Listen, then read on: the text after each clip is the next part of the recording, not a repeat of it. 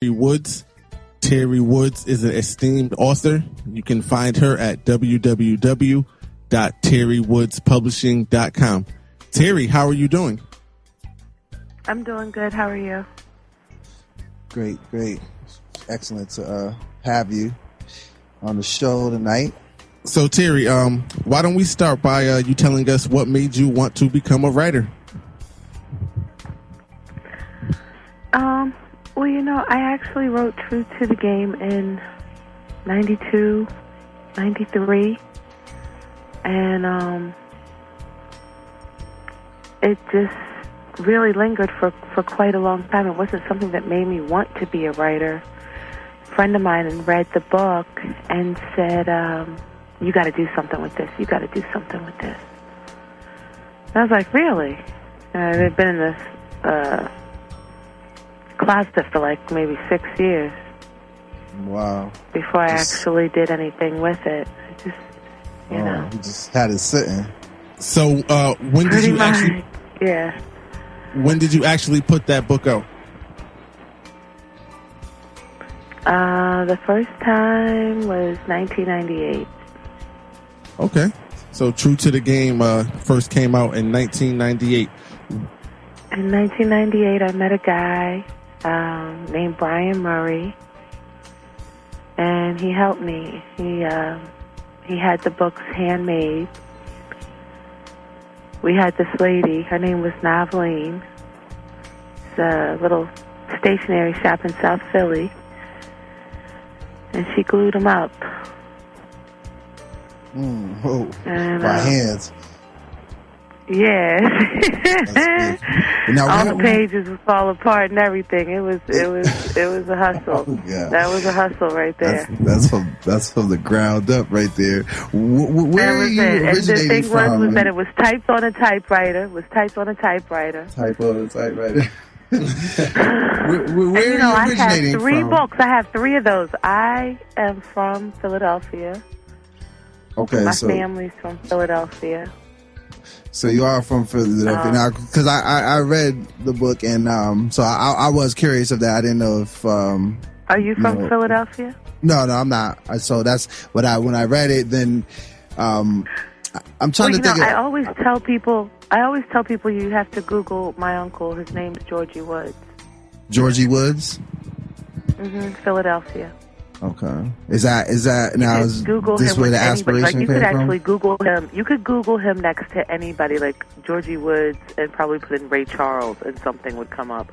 Or Georgie Woods and John Lennon, like the Beatles, and something would come up. Or Georgie Woods and Dick Clark, or Georgie Woods and Kenny Gamble, or you could put in anything regarding Georgie Woods, and it's going to come up. Oh, you could put in Georgie Woods and Malcolm X, and something would come up. Okay. You could put in Georgie Woods and Martin Luther King, and something would come up. Is your uncle that's where I'm from. That's where I'm from. Is this where the aspirations came for your writing, or where the stories came about? Anyway, or? There's always a silent message of the struggle. Okay. Somewhere in all of the books, I think. Gotcha. And especially the ones that I partake in. I on a creative level, there's always something there. Even like with Dutch 3 and explaining why the father was the way he was, and from Dutch 1, his father was on that mission. Like every little detail, there's always the tiniest little details. You wouldn't even know it is. Is something from that civil rights era, something from my family originating from Augusta, Georgia, and my uncle was a part of that Chitlin circuit. Wow. Okay. Mom's Mabley. You could Google my uncle and Mom's Mabley.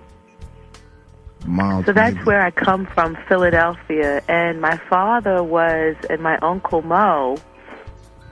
They were sort of, they didn't follow the steps of Uncle George. Let's put it like that. Okay, I think we get it. Because these were, nobody was allowed to go to school. They all had to pick cotton. So it's not like we're talking the educated. This was rough life. And my uncles were in the streets, and one of my uncles was very much in the street. My father, and he ended up getting in a little bit of trouble. He had a speakeasy. Oh. Everybody used to go to my father's speakeasy behind the Uptown Theater. You could quote me on this. There's serious people who could tell you they were in the speakeasy with my father, and partying, and something happened, and whatever happened, they ended up going back to Delaware, where my mother was from, when I was 5 years old. And so I grew up down in Delaware, and then I went back to Philly when I was 16.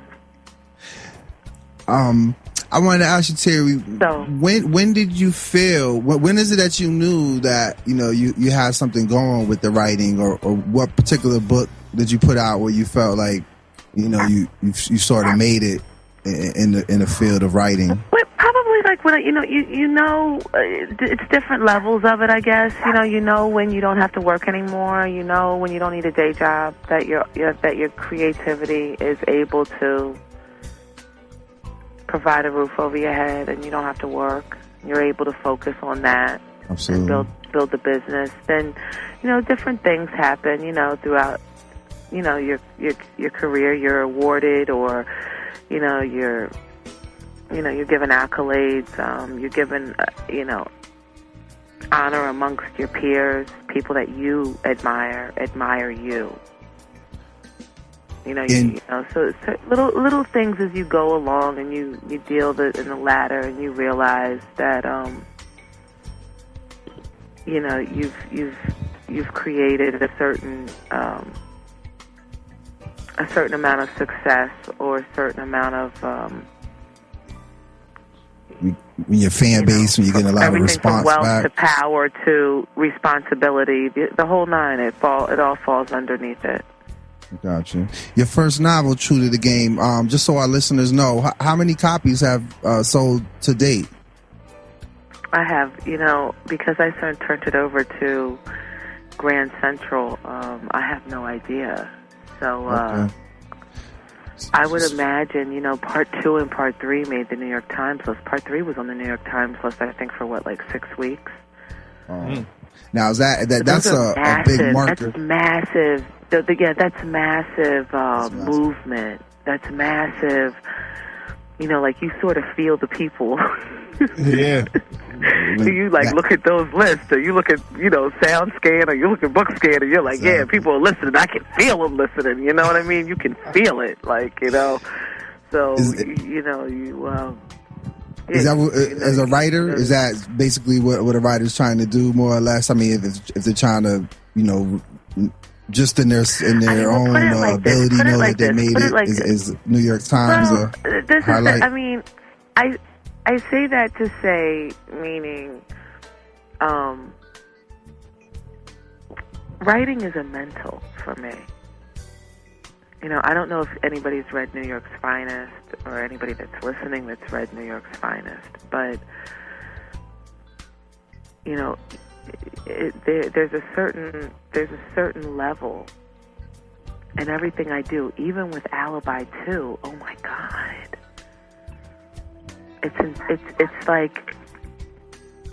It's unbelievable, because the mental level that it goes to, the mental level of, just even being able to think on that level, I guess, and then being able to translate it on paper, which is something that I'm really pretty good at doing. But the thing about it is the thing about it all is if you're able to do it, and you're able to sit back and mentally hold a person, and then you have an understanding that you possibly might be holding hundreds of thousands of people, or tens of thousands of people, or possibly millions of thousands of people at the same time. Yes. So Teri, and that's what something like a New York Times list tells you, that, wow, you're doing these. Obviously, people in the masses are buying you and reading you right now. That's how I thought about it. It's an absolutely great marker. I would just imagine being an avid reader myself, and I tend to look at the New York Times just to get an idea of who's out and things. So I mean, I can imagine. You gotta check out New York's Finest. Oh, New York's Finest. Okay, I'm sorry. Oh my God. What projects are you currently working on right now? I'm really trying to get Angel 2 where I want it to be and release that this year. And I'm working on a children's line. Okay. With my son. How old is your son? He's 7. So are you going to have him take part in the writing process with you? Yeah, he helps me. He gives me a lot of input, and then I think of, everything is like really their whole spiel, so they're definitely a part of it. And, probably donate proceeds. You know what path you're going to take with the children's line? Like what direction? Or do you have any particular character, that you're thinking about? It's a 10-book series. It's it's Lucas's Magical Playroom. It's based on my son's playroom and these 4 stuffed animals from Beverly Hills. Okay, that's different. That's funny. Well, Teri. And and it just goes on and on and on. But there's 10 books, and it's really pretty cool. Yeah, it sounds great. Right now, I'm focusing on the total ebook movement and the conversion of my line and my company's line, and that whole transition. That's a lot going on out there right now. The E-lines, like you mentioned, I think is big. We had an author up here the other day, and she was kind of giving us information on, her thing, was audiobooks, for instance, but she was just explaining how it's a little bit easier for up-and-coming authors to kind of just do an audiobook, or maybe to start out like that. But you mentioned the E-lines. I mean, I'm I have one of the Droid phones. I do a lot of reading from my from Kindle, rather. But I find it that I'm able to read a lot more because, I might be waiting outside to pick somebody up. I could be, just waiting for food to get cooked or what have you. And I'm reading pages on the phone, so I find that I make it through books a lot more, a little easier, a little more efficient. What it is? You know what it's going to boil down to at the end of the day? It's so hard on an independent level to move a book.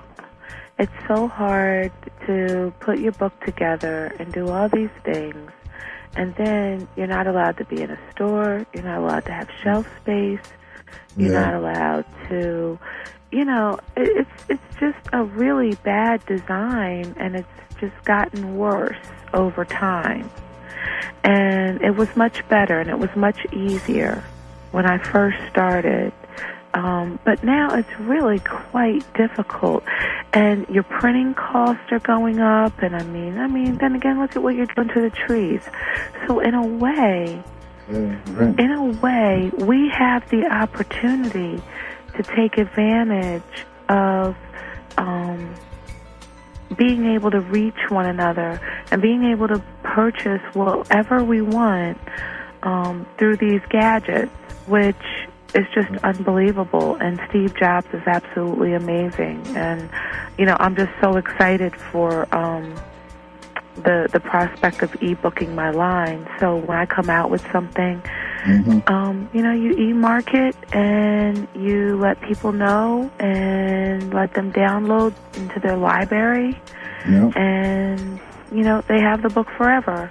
They don't have to worry about losing it. They don't have to worry about space. They don't have to worry about somebody taking it. It's perfect. So, I'm all for it. And like I said, it's going to allow us to create platforms for ourselves where we can, on a business level, do business without so much interference. Exactly. Which is just wonderful for me because I'm just sick of it personally. Yeah, I mean, aren't we all? Well, Terry, we have really? I mean, I'm sorry, what'd you say? Yeah, we're going to have to wrap this up, but it was wonderful having you on the line. Just can you give out your final parting shots and contact information for our listeners, please?